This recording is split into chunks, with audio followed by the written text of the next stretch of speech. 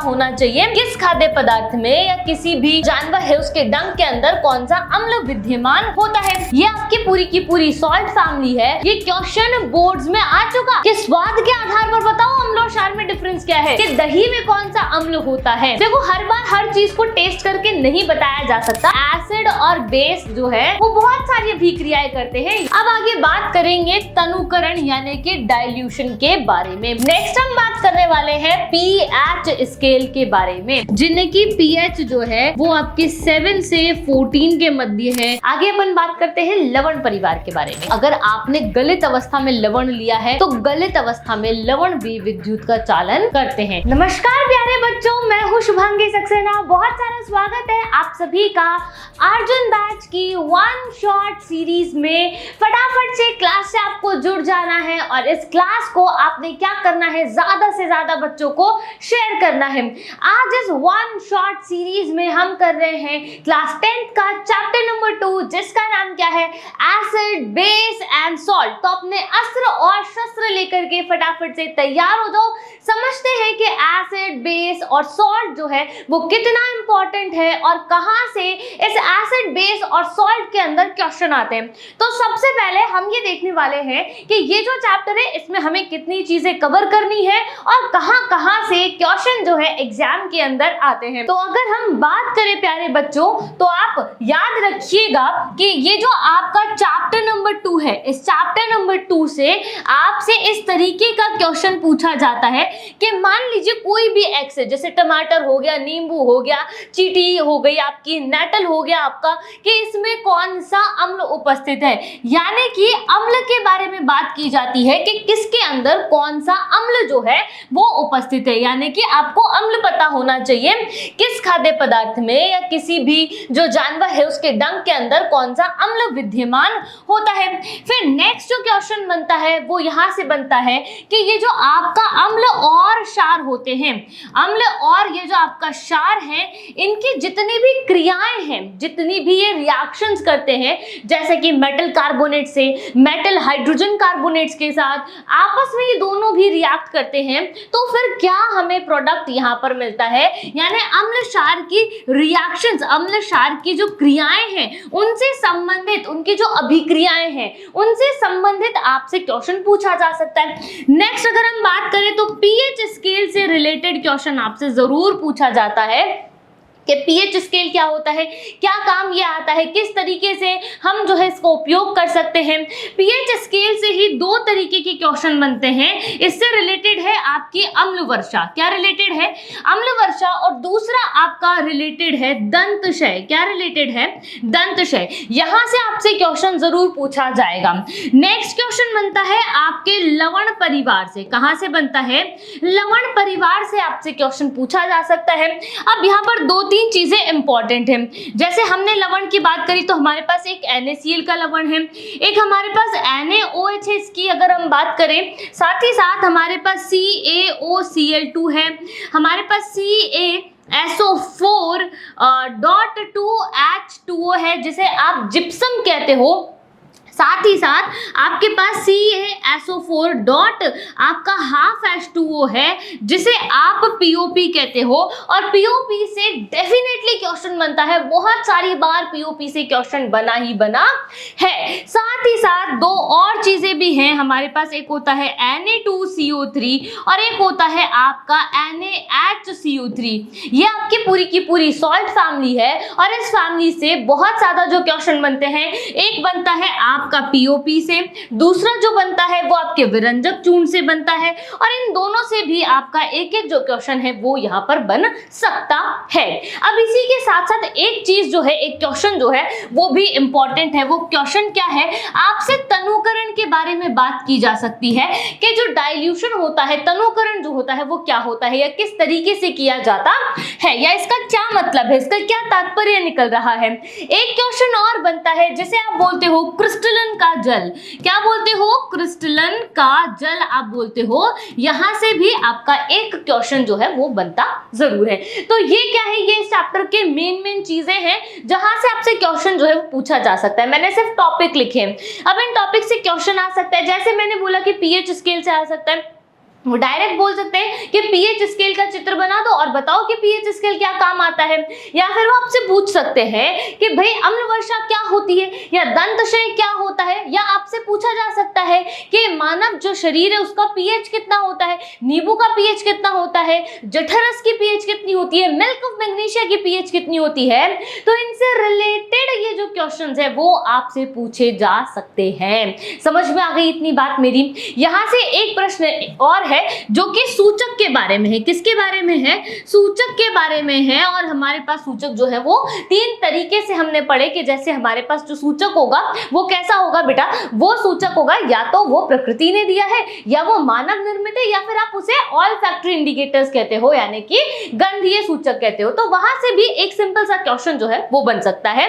जैसे गंधीय सूचक से मोस्ट ऑफ क्वेश्चन बनने की प्रोबेबिलिटी होती है। क्लियर है बात यहाँ? तो ये तो चीज हो गई आपके इंपॉर्टेंट सेगमेंट की कि मैम किस टॉपिक से क्वेश्चन इस चैप्टर में बन सकता है।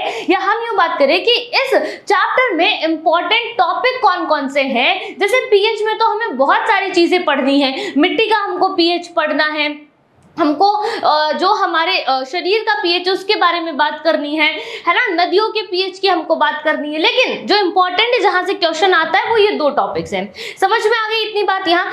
अब ये जो आपकी पूरी की पूरी चैप्टर है, इस पूरे के पूरे चैप्टर में आपको कितने टॉपिक्स कवर करने हैं? देखो, इस पूरे चैप्टर में आपको बात करनी है अम्ल के बारे में, आपको बात करनी है क्षार के बारे में। अब पहले आपको इनकी परिभाषा पढ़नी है कि भाई परिभाषा क्या होती है अम्ल और क्षार की। फिर इनकी अभिक्रियाओं की बात करनी है कि ये कौन सी अभिक्रियाएं करती हैं और ये कौन सा उत्पाद जो देती है।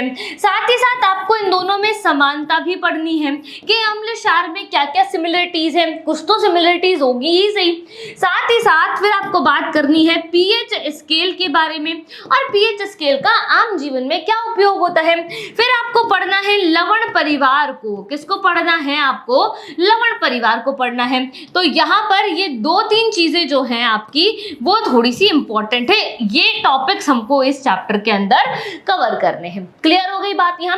अब मैंने आपको 3 बातें बताई कि हम क्या चैप्टर पढ़ रहे हैं, दूसरा ये चैप्टर में से कौन कौन से टॉपिक्स इंपॉर्टेंट है जहां से क्वेश्चन बनते हैं, और तीसरी इंपॉर्टेंट बात कि इस चैप्टर में हमको पढ़ना क्या क्या है। समझ में आ गई? अब शुरू करें। तैयार हैं आप सभी? चलिए, तो अस्त्र शस्त्र अपने तैयार रखो। सबसे पहले हम बात कर रहे हैं यहाँ से जो क्वेश्चन बनेगा कि अम्ल क्षार में क्या डिफरेंस है। एक बार ऐसा क्वेश्चन पूछ लिया था इतना आसान कि स्वाद के आधार पर बता दो अम्ल और क्षार में क्या अंतर है। तो आप तो बता दोगे कि भाई स्वाद में जो खट्टे होते हैं वो आपके अम्ल होते हैं और जो स्वाद में कड़वे होते हैं वो क्षार होते हैं। ये क्वेश्चन बोर्ड्स में आ चुका कि स्वाद के आधार पर बताओ अम्ल और क्षार में डिफरेंस क्या है। तो यहाँ से अगर हमें क्वेश्चन लिखना है तो हम कैसे लिख सकते हैं? हम लिख सकते हैं मैम कि अम्ल व क्षार में अंतर जो है वो हमसे पूछा जा सकता है। क्लियर हो गई बात? यहाँ इतनी बात तो समझ में आ गई। अब देखो, स्वाद में खट्टे हैं। खट्टा कौन कौन सा पदार्थ है? दही खट्टा होता है, नींबू खट्टा होता है, आपका संतरा खट्टा होता है, इमली आपकी खट्टी होती है ना। तो जिनका भी स्वाद खट्टा है, जिनको भी आपको लग रहा है कि इसको टेस्ट करने पर हमको से खट्टा सा महसूस हो रहा है, हाँ, वो जो पानी पूरी का पानी होता है एकदम खट्टा खट्टा बढ़िया लगता है ना, वो भी क्या है? वो भी एसिडिक प्रवृत्ति का होता है। समझ में आ गई बात यहाँ पर? चलो, अब बात कर रहे हैं क्षार के बारे में। नहाते नहाते कभी साबुन मुंह में चला जाता है, कभी शैम्पू मुंह में चला जाता है ना, और फिर अजीब सा हमारा टेस्ट हो जाता है। या कभी टूथपेस्ट जो है हम टेस्ट करके देख लेते हैं, इसका स्वाद जो है बिल्कुल अजीब सा ही होता है। ठीक है, तो बेटा जी ये कैसे हैं? कड़वे से होते हैं। हल्के से कैसे होते हैं? कड़वे से होते हैं। तो आप इन्हें क्या बोलते हैं? क्षार बोलते हैं। तो जो स्वाद में खट्टे होंगे हम उन्हें अम्ल बोलेंगे, जो स्वाद में कड़वे होंगे आप उन्हें क्षार बोलेंगे। लॉजिक क्लियर है? चलो, अब नेक्स्ट डिफरेंस क्या है ध्यान रखना कि जलीय विलयन में जो आपको H+ देंगे वो आपके अम्ल होंगे, और जो जलीय विलयन में आपको OH- आयन देंगे वो आपके क्षार कहलाएंगे।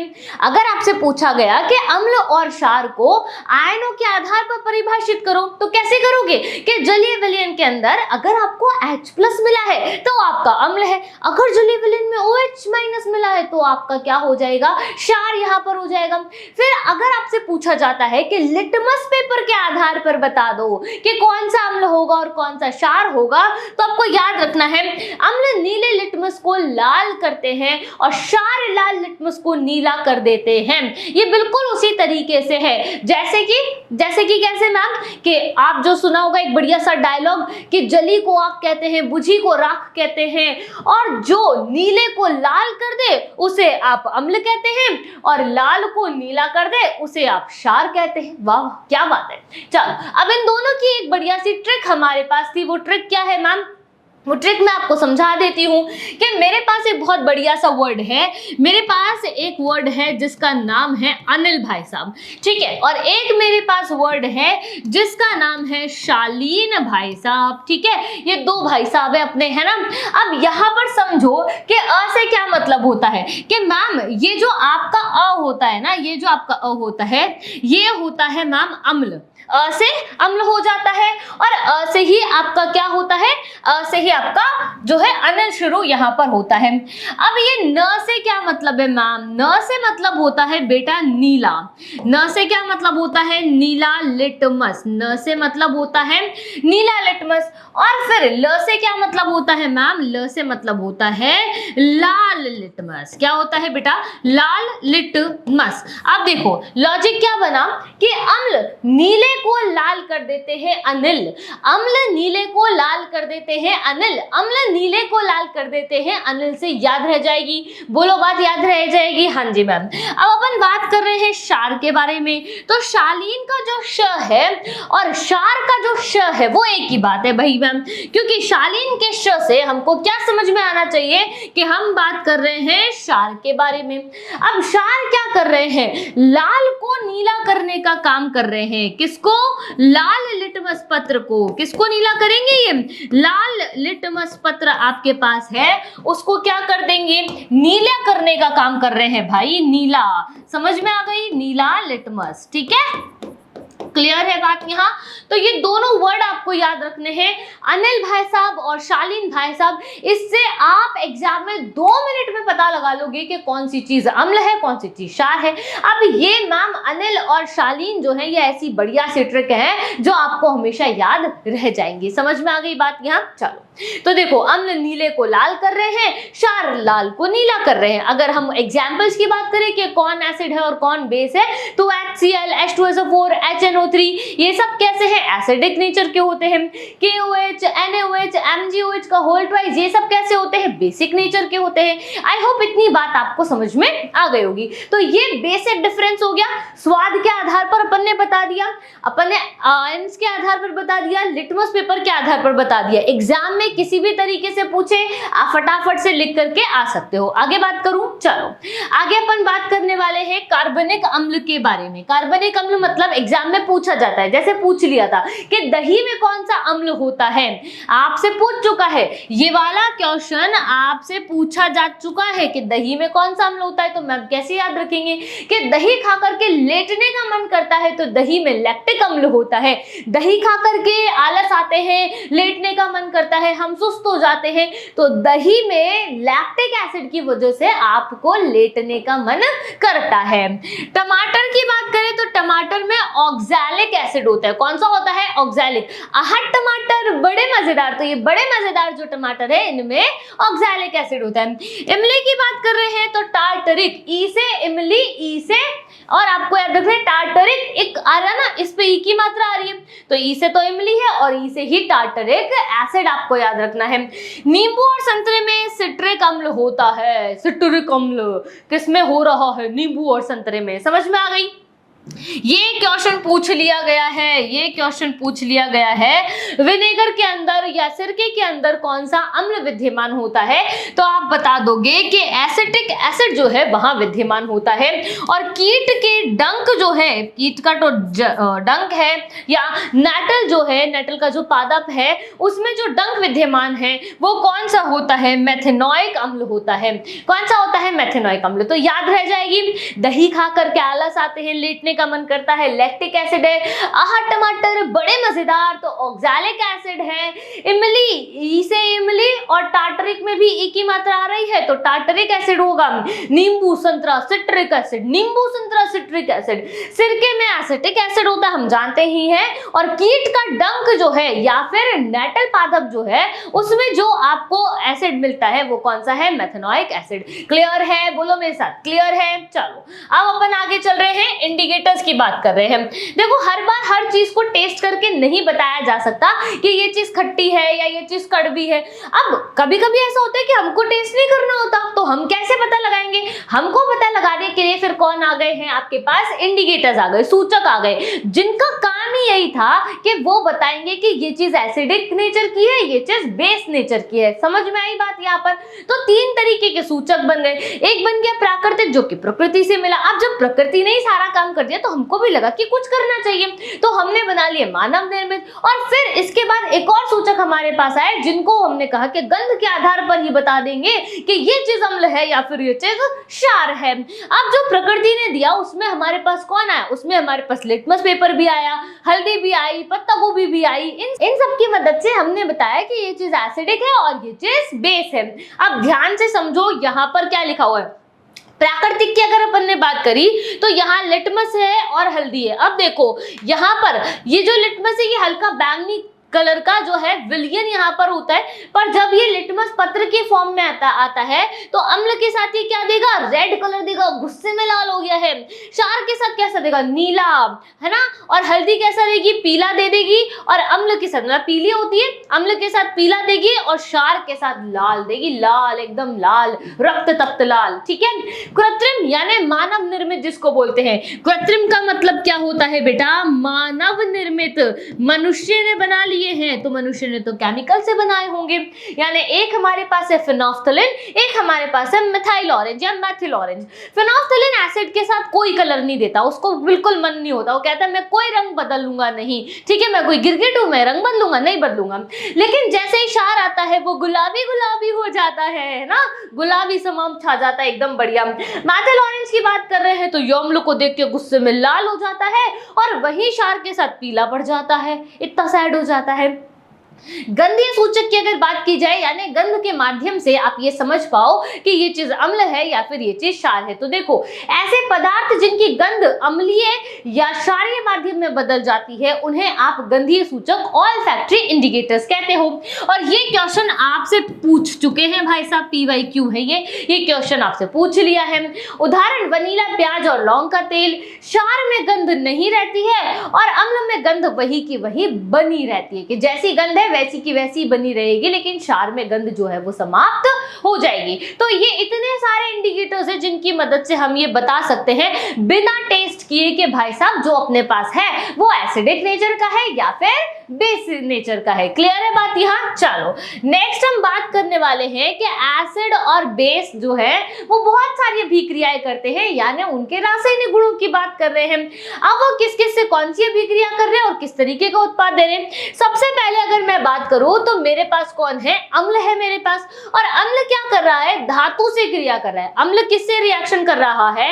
अम्ल की रिएक्शन धातु से हो रही है। तो अम्ल जब धातु से अभिक्रिया करता है, लवण और हाइड्रोजन गैस देते हैं। चैप्टर 1 के अंदर भी हमने इसको पढ़ा था कि जैसे जिंक है, अब जिंक कौन है? जिंक धातु है, लेकिन HCl कौन है या फिर H2SO4 कौन है? वो तो एसिड है, वो तो एसिड है। अब अगर आपका दानेदार जिंक H2SO4 से रिएक्ट कर रहा है तो ZnSO4 बनता है जो कि लवण होता है, पर H2 गैस बाहर निकलती है। कौन सी निकलती है? H2 gas.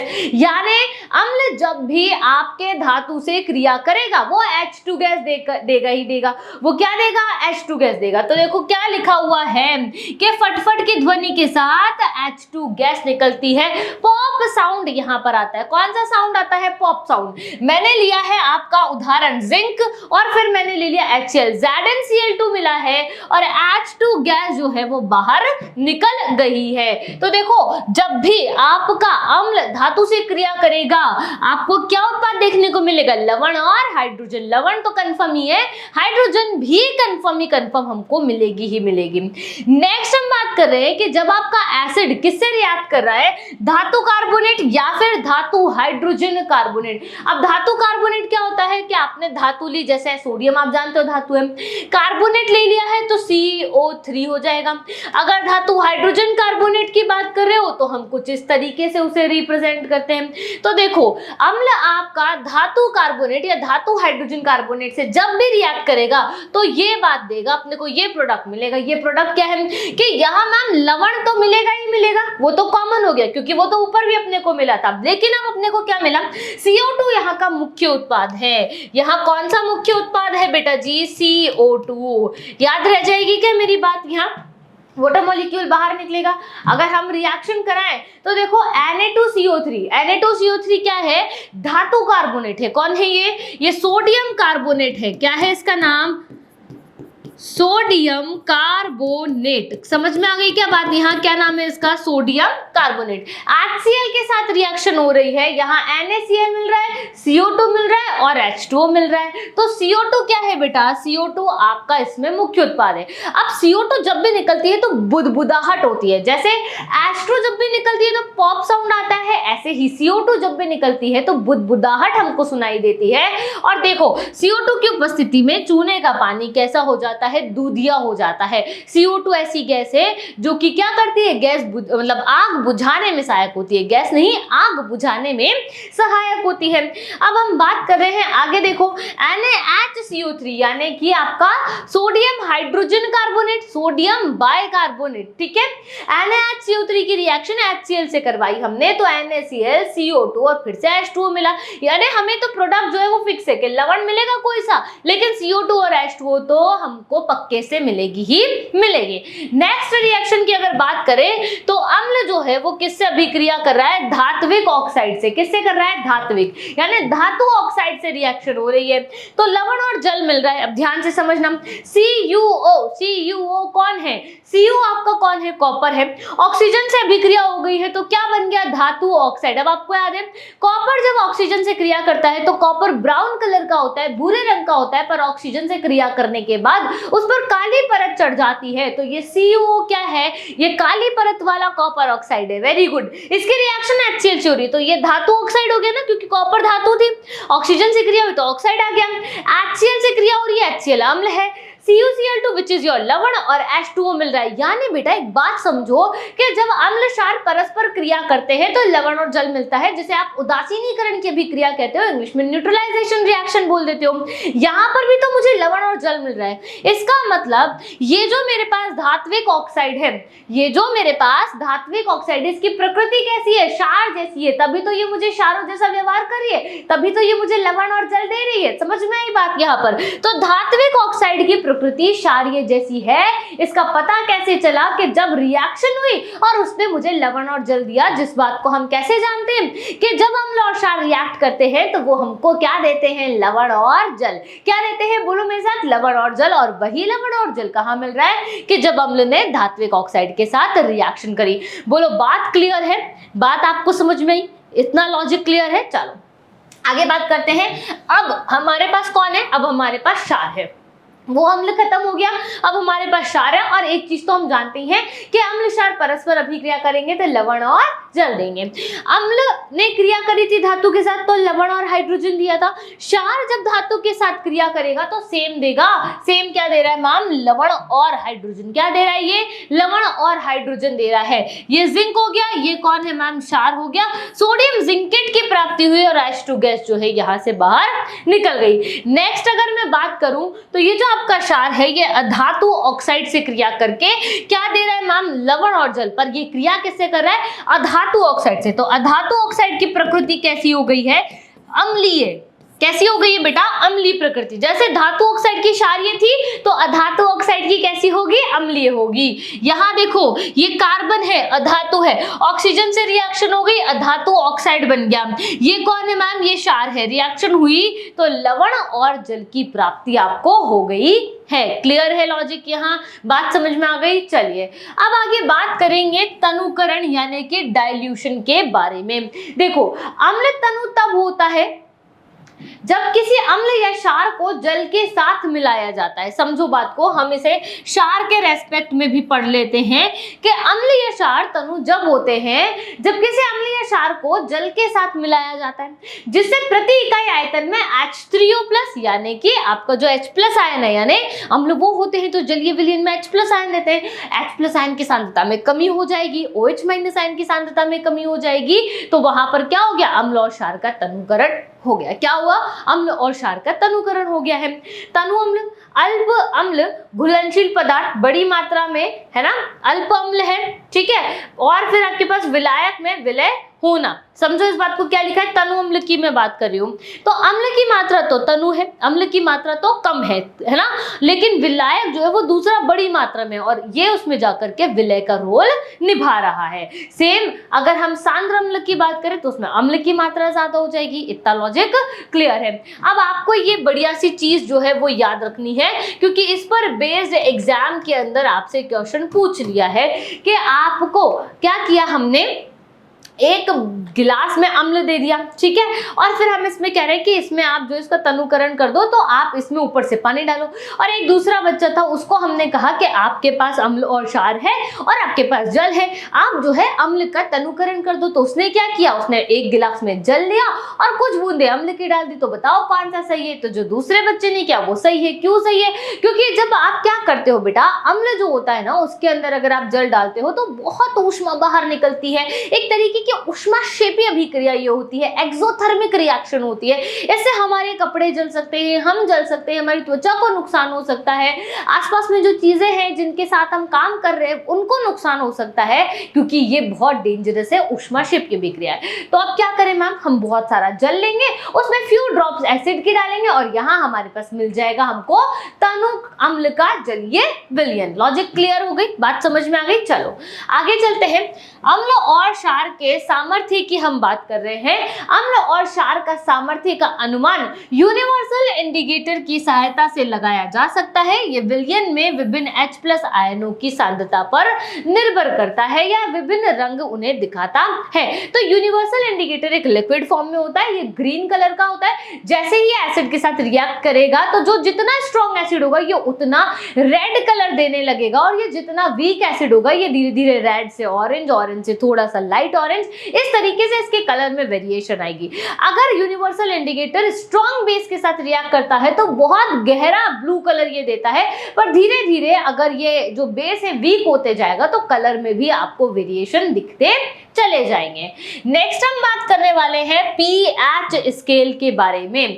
पीएच एक माप है। पीएच की अगर मैं बात करूं तो हम इसे कहते हैं पावर ऑफ हाइड्रोजन, है ना, ठीक है। तो देखो ये एक माप है जो विलयन में हाइड्रोजन आयनों की सांद्रता बताता है। अगर हम पीएच स्केल को समझने का प्रयास करें तो पीएच स्केल कुछ इस तरीके का होता है, जहां पर ये 7 होता है, ये 0 होता है और ये 14 होता है।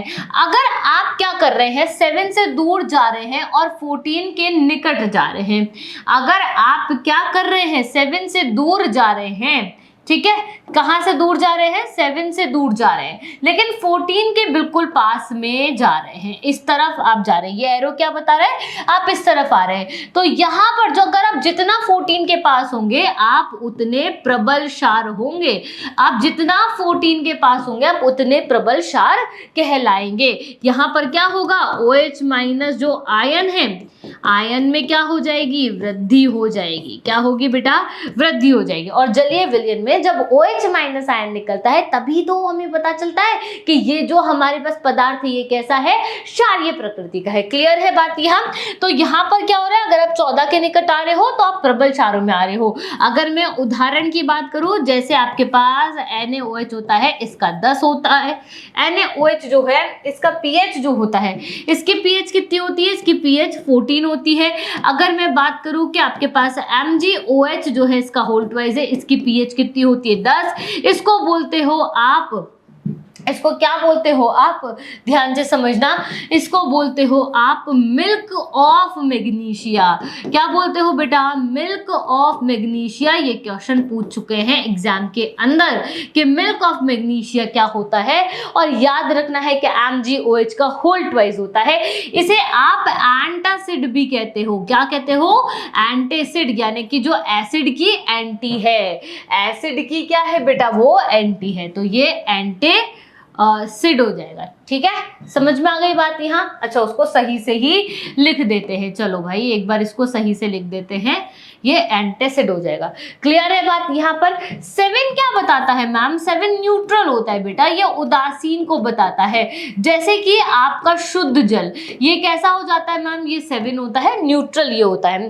अब ये 0 क्या बताता है, देखो आप इधर भी 7 से दूर चले जाओ, इधर भी आप क्या करो, 7 से दूर चले जाओ, 0 के पास चले जाओ। जब आप 0 के जितना पास आते जाओगे तो ये प्रबल अम्ल कहलाएगा। ये क्या कहलाएगा, प्रबल अम्ल कहलाएगा। यहाँ पर H प्लस में क्या हो जाएगी, वृद्धि हो जाएगी। जैसे कि सिट्रिक एसिड, हाइड्रोक्लोरिक एसिड, इनका सबका पीएच कितना होता है, 1 और 1.2 के नियर बाय इसका पीएच होता है। तो जिनकी पीएच, समझो ध्यान से, कि जिनकी पीएच जो है वो 7 है तो वो कैसे होंगे मैम, वो न्यूट्रल होंगे, उदासीन होंगे। जिनकी पीएच जो है वो आपके 7 से 14 के मध्य है वो क्षारीय होंगे। कैसे होंगे, क्षारीय। और जिनकी पीएच आपकी 0 से लेकर के 7 तक के बीच में है वो कैसे होंगे, अम्लीय। कैसे होंगे बेटा, अम्लीय प्रकृति के होंगे। ये बात आपको याद रखनी है। क्लियर हो गई बात, यहाँ समझ में आई। आगे बात करूं, चलिए आगे आपको दिखाती हूं। तो देखो, जठर रस की पीएच कितनी है, 1.2, तो कैसा हो गया, एसिडिक नेचर का हो गया। नींबू का रस 2.2, तो भी एसिडिक नेचर का है। शुद्ध जल की पीएच 7 होती है। मानव शरीर की पीएच 7.4 के लगभग आसपास होती है। रक्त की पीएच भी 7.4 होती है, तो 7.4 लगभग क्षारीय है ना, बिल्कुल कम सा क्षारीय पर क्षारीय है। मिल्क ऑफ मैग्नीशिया 10 होती है। सोडियम हाइड्रोक्साइड की लगभग 14 होती है। क्लियर है बात यहाँ। आगे बात की जाए, चलिए, आई होप पीएच समझ में आया होगा। अब पीएच का हम जीवन में क्या महत्व, मैम क्यों पढ़ रहे हैं पीएच, तो देखो, पौधे और पशु पीएच के प्रति संवेदनशील होते हैं। कैसे होते हैं प्यारे बच्चों, कि मान लीजिए कि आपके पास पानी आया और उस पानी की पीएच थोड़ी सी कम रह गई है, जितनी होनी चाहिए उतनी नहीं है, थोड़ी सी कम है। अब ये जो पानी है ये उदासीन प्रवृत्ति का तो नहीं हुआ, तो पानी मान लीजिए नदी में, तालाब में, कहीं पर भी जाकर के मिल गया। अब जो वहां के जीव जंतु हैं, वहां का जो एनवायरमेंट है वो उससे प्रभावित होगा। वो जो जीव जंतु है उनका जो जीवन है वो उनसे क्या होगा, प्रभावित होगा। अगर मैं अम्ल वर्षा की बात करूं, जैसे कि ऐसी वर्षा जिसका जो पीएच है वो 5.6 से कम है, यानी कि उसमें एसिडिक गुण है, 5.6 से कम है ना, न्यूट्रल तो नहीं है। न्यूट्रल होता तब तो बात ही नहीं थी। अब वो 5.6 से कम है, उसमें क्या हो जाते हैं कि आपके पास समुद्र होता है और यहाँ पर बहुत सारी गैसेस भी विद्यमान है। तो आपको पता है कि नाइट्रोजन और सल्फर जो होता है ये गैसेस के रूप में उड़ जाता है। अब जब ये उड़ता है तो बादलों में पानी इकट्ठा हो जाता है ना, पानी भी तो वाष्प बन के उड़ रहा है, बादलों में इकट्ठा होता है, बादल नीचे आते हैं, पानी जो है वो नीचे आता है। लेकिन अब चूंकि इतनी सारी गैसेस वहां मिल गई हैं तो उसमें क्या होगा, अम्ल के जो कण है वो विद्यमान होंगे, जिसकी वजह से पीएच जो है वो 5.6 से कम हो जाएगी और इसे हम अम्ल वर्षा कहते हैं। ये क्वेश्चन जो है आपका इंपॉर्टेंट है, मैंने यहाँ पर लिख दिया है। मिट्टी की पीएच अगर आपकी 6.3 से 7.3 के मध्य है तो ठीक बात है, लेकिन अगर 6.3 से कम है तो बहुत अम्लीय हो जाएगी, 7.3 से ज्यादा है तो क्षारीय होगी। और इन दोनों ही परिस्थिति में मिट्टी में जो भी आप फसल उगाओगे उस फसल की ग्रोथ उतने अच्छे तरीके से नहीं हो पाएगी। पाचन तंत्र की पीएच जो है वो बड़ी इंपॉर्टेंट है, क्योंकि पाचन तंत्र के अंदर हमारा जो पेट होता है, इस पेट में हम कैसे पता लगाते कि पेट क्या होता है, तो आमाशय जो है वो आपका पेट होता है। जे शेप टाइप ऑफ ऑर्गन ये होता है। इसके अंदर HCl और कुछ एंजाइम्स होते हैं। HCl का काम होता है भोजन को छोटे भागों में तोड़ना और उसे अम्लीय प्रवृत्ति प्रदान करना। अब अगर ये क्या है, ज्यादा मात्रा में HCl वहां पर निकल गया है तो आपको एसिडिटी हो जाएगी, आपको गले में जलन होगी, पेट में दर्द होगा, पेट में जलन होगी, आपको ऐसा लगेगा कि मैं कुछ भी नहीं खाऊं। नेक्स्ट है पीएच परिवर्तन के कारण दंतक्षय की बात कर रहे हैं कि अगर आपके मुंह की पीएच 5.5 से कम हो गई है तो आपके जो दांत हैं वो कैसे हो जाएंगे, खराब होना प्रारंभ कर देंगे। और इससे बचने के लिए हम क्या करते हैं, हम ब्रश करते हैं, टूथपेस्ट का इस्तेमाल करते हैं, क्योंकि टूथपेस्ट में क्या होता है, बेस होता है। क्लियर क्लियर है बात यहाँ? चलो, पशु और पौधों द्वारा उत्पन्न रसायन से, जैसे कि आपको याद है कि नेटल जो पौधा होता है उसमें से आपको मेथेनोइक एसिड निकलता है और उसकी वजह से हमें क्या हो जाती है, रेडनेस हो जाती है। जैसे चींटी अगर अपने को काट ले तो चींटी में भी मेथेनोइक अम्ल है, हमें जब अगर उसने काट लिया तो हमें बहुत जलन होती है, दर्द भी होता है, वो सूज भी जाता है ना, रैशेज भी वहां पर पड़ जाते हैं। तो इनसे क्या करनी चाहिए, अपने को अपनी रक्षा करनी चाहिए। रक्त की पीएच कितनी है, 7.0 से 7.8 के मध्य रक्त की पीएच है। इतनी बात क्लियर हो गई कि पीएच जो है वो हमारे दैनिक जीवन में क्या क्या काम करता है। आगे अपन बात करते हैं लवण परिवार के बारे में। किसके बारे में बात करेंगे, लवण फैमिली के बारे में। अब लवण फैमिली में सबसे पहले हमारे पास कौन आया है बेटा, सोडियम क्लोराइड आया है। सोडियम क्लोराइड क्या होता है, NaCl होता है, जिसे आप साधारण नमक, टेबल सॉल्ट, खाने का नमक जो मम्मी सब्जी में डालती है वो NaCl ही है। NaCl को आप बनाओगे कैसे, कि हम अम्ल और क्षार की अभिक्रिया कराएंगे, हमें NaCl मिलेगा, जिसे हम उदासीनीकरण की अभिक्रिया कहते हैं। अब ये इसका उपयोग कहाँ किया जाता है, भोजन के निर्माण में इसका उपयोग किया जाता है। साथ ही साथ ये जो NaCl है ये NaOH को बनाने में, विरंजक चूर्ण को बनाने में, सोडियम बाइकार्बोनेट, सोडियम कार्बोनेट को जब अपन बनाते हैं तो कच्चे माल के रूप में इस NaCl का उपयोग किया जाता है। दूसरी इंपॉर्टेंट रिएक्शन है सोडियम हाइड्रोक्साइड की, जिसे आप कास्टिक सोडा कहते हो, NaOH इसका फॉर्मूला है। NaCl की रिएक्शन जब वाटर के साथ करवाई जाती है तो NaOH, Cl2 और H2 मिलता है। ये रिएक्शन ऐसे ही नहीं हो रही है, इस रिएक्शन को आप बोलते हो क्लोर क्षार प्रक्रिया। कौन सी प्रक्रिया है ये, क्लोर क्षार प्रक्रिया। क्यों बोला मैम इसको क्लोर क्षार प्रक्रिया, क्लोर का मतलब होता है क्लोरीन, तो आप यहाँ देखो कि क्लोरीन जो है वो आपको एनोड पर प्राप्त होती है, हाइड्रोजन जो है वो आपको कैथोड पर प्राप्त होती है। किस पर प्राप्त होती है, कैथोड पर।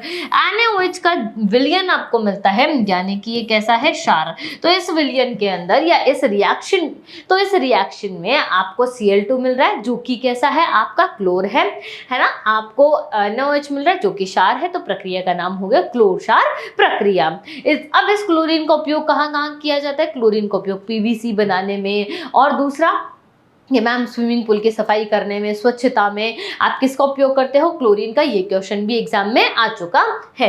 नेक्स्ट हम बात कर रहे हैं विरंजक चूर्ण के बारे में, जिसे आप सामान्य भाषा में ब्लीचिंग पाउडर कहते हो। फॉर्मूला होता है CaOCl2। रिएक्शन में क्या होगा, कैल्शियम हाइड्रोक्साइड क्लोरीन के साथ रिएक्ट करेगी तो CaOCl2 प्लस H2 मिलेगा। पानी को जीवाणु मुक्त करने और वस्त्र उद्योगों में हम क्या करते हैं, इसका उपयोग करते है। नेक्स्ट बेटा सोडियम कार्बोनेट। सोडियम कार्बोनेट क्या होता है कि आपके पास Na2CO3 जो है वो यहाँ पर होता है, जिसे आप क्या कहते हो, सोडियम कार्बोनेट कहते हो। ये कौन है ma'am, Na2CO3 dot tan H2, इसको अपन बोलते हैं बेटा sodium carbonate. Sodium carbonate Deka, 10 का मतलब डेका हाइड्रेट की हम बात कर रहे हैं। किसकी बात कर रहे हैं, डेका हाइड्रेट की हम यहाँ पर बात कर रहे हैं। अब यहाँ पर क्या होता है, जैसे ही आप इसके रिएक्शन करवा लेते हो इस तरीके से, तो देखो आपके पास पहले NaHCO3 है। NaHCO3 किस में टूटेगा मैम, Na2CO3, CO2 और H2O में टूट जाएगा। Na2CO3 की आप 10H2O से रिएक्शन कराओगे तब आपको ये डेकाहाइड्रेट मिलेगा। तो पहले आपने क्या बनाया मैम, Na2CO3 बनाया, जिसे आप सोडियम कार्बोनेट कहते हो। फिर 10 जल के अणुओं से रिएक्शन कराई तो ये क्या बनेगा, धोने का सोडा। सोडियम कार्बोनेट तो ये है, पर ये कौन है, ये धोने का सोडा है। क्या उपयोग है इसका, साफ सफाई में, बोरेक्स के उत्पादन में हम इसका उपयोग करते हैं। Sodium hydrogen carbonate, baking soda, NaHCO3 की बात कर रहे हैं तो आप NaCl लोगे, क्योंकि NaCl के गुणों में हमने ये चीज पढ़ी थी। NaCl, H2O, CO2 और NH3 अपने काम में लिया। NH4Cl अमोनियम क्लोराइड मिलेगा और साथ में NaHCO3 मिलेगा। अब ये क्या काम आता है, एंटासिड के रूप में। एसिडिटी को शांत करने के लिए हम एंटासिड का उपयोग करते हैं। भोजन को स्पंजी बनाने में भी आप इसका उपयोग करते हो। आपसे पूछा गया था कि भोजन को स्पंजी बनाने के लिए आप किसका उपयोग जो है वो यहाँ पर करते हो, कौन सी गैस का उपयोग करते हो, तो बेटा आप CO2 गैस का उपयोग करते हो। नेक्स्ट है कैल्शियम सल्फेट अर्धहाइड्रेट। कैल्शियम सल्फेट अर्धहाइड्रेट में क्या होता है, प्लास्टर ऑफ पेरिस का ये फॉर्मूला होता है। अगर आप जिप्सम को 373 केल्विन पर गर्म करोगे तो 1.5 जलकाणु बाहर निकलेगा और आधा जलकाणु जो है वो यहाँ पर आ जाएगा, जिसे आप कैल्शियम सल्फेट अर्धहाइड्रेट या हेमीहाइड्रेट कहते हो। अगर यहाँ 2 जलकाणु हैं तो फिर आप उसे जिप्सम कहोगे। यानी बेटा जी ये किसका फॉर्मूला हो गया है, ये आपके जिप्सम का फॉर्मूला हो गया है।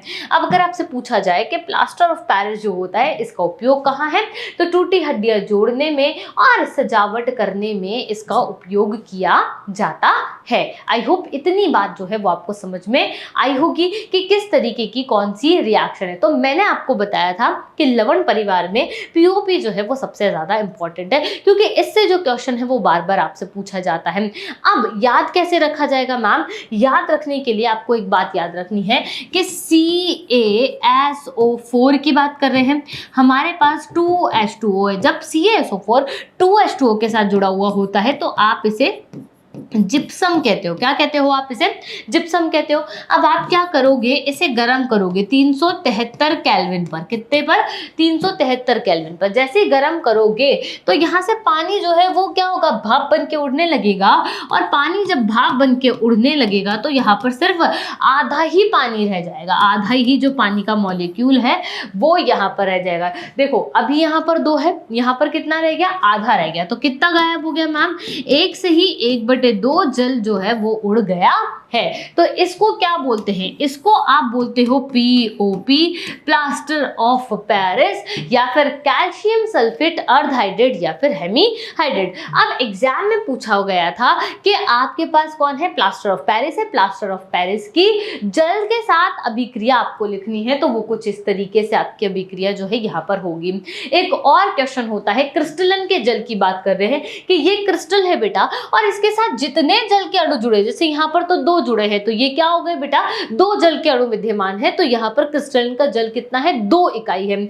जैसे मैंने बोला कि मेरे पास तो Na2CO3.10H2O है, तो यहाँ पर क्रिस्टलन का जल कितना है मैम, 10H2O है। कितना है, 10 इसकी इकाई हो जाएगी। कितना हो गया ये, 10 इसकी इकाई हो गई। अब एक बहुत बढ़िया सा कहा गया था, एक लाइन कही गई थी, एक एक्टिविटी है जिसमें आपको ये कहा गया था बेटा कि आपके पास एक क्रिस्टल है, मान लो वो क्रिस्टल CuSO4 है। अब ये जो CuSO4 है, जब हम इसे गर्म करते हैं तो उसका रंग जो है वो यहाँ पर बदल जाता है। तो CuSO4 जो होता है वो कौन से रंग का होता है, अगर हम बात करें तो ध्यान से समझना कि आपका CuSO4 जो होता है वो उसके क्रिस्टल ब्लू कलर के होते हैं, नीले रंग का। ठीक है, तो क्या बोलते हैं इसे, नीला थोता आप बोलते हो। मार्केट में किस नाम से मिलेगा, नीले थोते के नाम से मिलेगा। अब यहाँ पर क्या जुड़ा हुआ है, 5H2O जुड़ा हुआ है। क्या जुड़ा हुआ है, 5H2O। अब जब हम इसे क्या कर देंगे, हम इसको गर्म कर देंगे। गर्म करने पर यहाँ क्या बनेगा, CuSO4 ही आपको मिलेगा। और ये जो 5 जल का अणु है ये उड़ जाएगा। 5 जल का अणु उड़ते ही ये कैसा दिखाई देगा बेटा, श्वेत रंग का। कैसा दिखाई देगा, श्वेत रंग का। अब हम क्या करें कि इसके अंदर मैम जल जो है वो आप मिला दो। जैसे ही आप जल मिलाओगे तो ये कैसा हो जाएगा, ये वापस से ब्लू कलर का हो जाएगा। कैसा होगा, वापस से ब्लू कलर का हो जाएगा। तो आपको ये बात याद रखनी है कि क्रिस्टलन का जल जो है वो हम उड़ा देते हैं, या फिर हम यूं कहें कि लवण जो है वो शुष्क भी हो सकते हैं। तो हमारे पास जो लवण है जिसमें जल ऑलरेडी विद्यमान है, उसको गर्म करने पर जो जल है वो तो उड़ जाएगा। तो हम ये भी कह सकते हैं कि कॉपर सल्फेट का जो नीला रंग है वो इसमें विद्यमान जल के ये जो 5 अणु हैं इनके कारण होता है। क्लियर हो गई बात यहाँ? आई होप इतनी बात आपको समझ में आ गई होगी। इस चैप्टर से जितनी इंपॉर्टेंट बात थी हमने वो सारी इंपॉर्टेंट बात कर ली प्यारे बच्चों। हमने रिएक्शन कर ली। अब अगर आपको रिएक्शन जो है वो याद रखनी है तो आप एक चीज याद रखना, आप क्या करना, आप अम्ल का ऐसे चार्ट बना लेना, और अम्ल का आप जब चार्ट बनाओगे तो आप यहाँ पर लिख लेना धातु। यहाँ पर क्या लिखोगे आप, धातु जो है वो यहाँ पर लिख लेना। ठीक है, एक सेकंड, यहाँ पर आपको क्या लिखना है, यहाँ आपको लिखना है धातु। क्लियर हो गई बात यहाँ पर? अब जब आप धातु लिखोगे तो आपको क्या मिलता है, साथ में लवण प्लस H2 गैस जो है वो यहाँ पर मिल जाती है। यहाँ आप लिख लो आपका धातु कार्बोनेट। क्या लिखोगे आप यहाँ पर, धातु कार्बोनेट, धातु कार्बोनेट, या फिर आप लिख लो आपका धातु बाइकार्बोनेट। ठीक है, धातु कार्बोनेट या फिर धातु बाइकार्बोनेट आपके पास है। तो जब आप इनसे रिएक्ट करते हो तो आपको क्या मिल जाता है, यहाँ पर आपको मिलता है लवण, है ना, ये तो कंफर्म ही है। आपको CO2 मिलती है और आपको H2O की प्राप्ति होती है। क्लियर हो गई बात यहाँ? अब इसके बाद आप क्या करो, क्षार से अभिक्रिया करा दो। जैसे ही क्षार से अभिक्रिया कराओगी आपको मिलेगा लवण और जल। क्या मिलेगा, लवण और जल। उसके बाद आप आप क्या कर दो, आप अम्ल की अभिक्रिया किससे कराओगे, जल्दी से बता दो। अम्ल की अभिक्रिया आप धात्विक ऑक्साइड से कराओगे, धात्विक ऑक्साइड। और जब धात्विक ऑक्साइड से कराओगे तब आपको यहाँ पर क्या मिलेगा, तब भी आपको लवण और जल की प्राप्ति होगी। तो यहाँ से अपने को क्या पता चला कि इसकी जो प्रकृति है, इसकी प्रकृति कैसी है, क्षारीय है। कैसी प्रकृति है, क्षारीय प्रकृति का ये है। अगर हम बात करें किसके बारे में, इसको हम थोड़ा सा क्या करते हैं, उधर खिसका देते हैं और थोड़ा सा ऊपर भी, ठीक है, फिर वो छुप जाएगा ना हमारा CO2। दिख रहा है आपको? चलिए, क्लियर हो गई बात यहाँ। अब हम क्या करते हैं, ध्यान से समझिएगा, मैं यहाँ पर इसको बना देती हूँ। अब यहाँ हम क्षार के बारे में भी लिख लेते हैं थोड़ा सा। अगर हम क्षार के बारे में बात कर रहे हैं तो आपको पता है कि क्षार जो है वो धातु से अगर क्रिया कर रहा है तो आपको क्या देगा, मेरे साथ बोलिए, लवण देगा प्लस H2 गैस देगा कि नहीं देगा? हाँ जी मैम देगा। अगर आपका क्षार जो है अधात्विक ऑक्साइड, अधात्विक ऑक्साइड के साथ क्रिया कर रहा है, ऑक्साइड के साथ क्रिया कर रहा है, तो आपको क्या देगा बेटा, लवण और जल दे देगा। लवण और क्या देगा, जल देगा। साथ ही साथ क्या याद रखेंगे, अम्ल क्षार परस्पर क्रिया करते हैं तब भी आपको क्या मिलता है, लवण और जल मिलता है। यानी ये जो आपका अधात्विक ऑक्साइड है, इसकी प्रकृति कैसी है बच्चे, अम्लीय है। कैसी प्रकृति है, अम्लीय। और एक इंपॉर्टेंट बात और याद रखनी है। क्या इंपॉर्टेंट बात याद रखनी है कि बच्चे, चाहे आपका अम्ल हो चाहे आपका क्षार हो, ये दोनों क्या करते हैं, विद्युत का चालन करते हैं, विद्युत के सुचालक होते हैं। और आपको पता है कि अगर आपने गलित अवस्था में लवण लिया है तो गलित अवस्था में लवण भी विद्युत का चालन करते हैं। गलित अवस्था में क्या होता है, देखो यहाँ लिख लो इस बात को भी कि गलित अवस्था में लवण भी किसका चालन करते हैं, विद्युत का चालन करते हैं, चालन। अब ये गलित अवस्था का मतलब क्या होता है, गलित अवस्था मतलब मॉल्टन स्टेट की हम यहाँ पर बात कर रहे हैं। तो आई होप प्यारे बच्चों आपको सारी चीज़ें, इतनी सारी बातें जो हैं वो समझ में आ गई होंगी। अब आपको क्या करना है, अब आपको जो है वो कुछ नहीं करना है, इस चैप्टर का रिवीजन जो है वो आपको अच्छे से करना है। क्लियर हो गई क्या बात यहाँ? ठीक है, समझ में आ गई, क्लियर हो गई बात यहाँ। तो प्यारे बच्चों आज हमने कर लिया है आपका इस चैप्टर 2 का वन शॉट। अच्छे तरीके से आप इस सेशन का रिवीजन करो। कोई डाउट है तो आप मुझे कमेंट सेक्शन में छोड़ दीजिए। क्लास आपको कैसी लगी जरूर बताइएगा। मिलते हैं आपसे नेक्स्ट चैप्टर में, तब तक के लिए धन्यवाद।